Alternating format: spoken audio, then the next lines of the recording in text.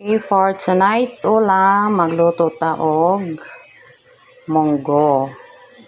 So, atong sagol is pulinaw, bliss, with veggies, lutya, talong, squash, and the mighty malunggay. Spices.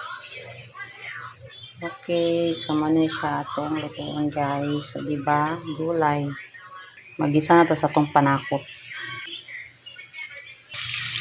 Loya first.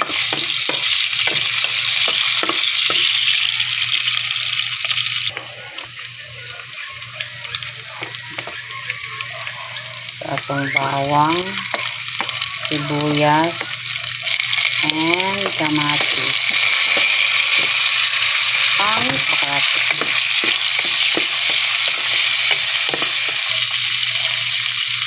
Bilis, balinaw.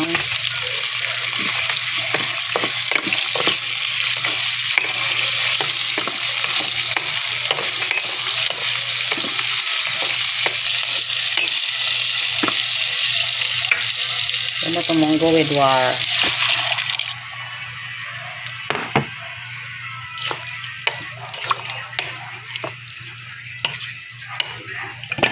Simmer.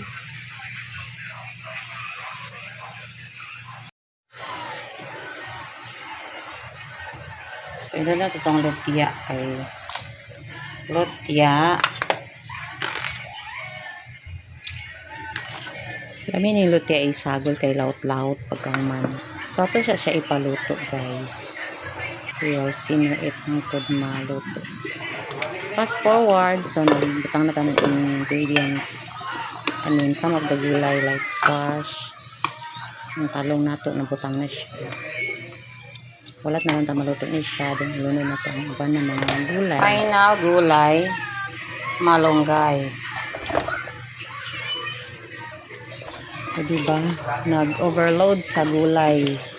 Green, yellow, and sa pang color sa itong gulay. Lami kayo siya guys. Kaya daghan gulay. So, daghan po siya nutrients sa itong makuha. Kay dapat ba eat variety of foods kay para po makuha na to ang complete na nutrients.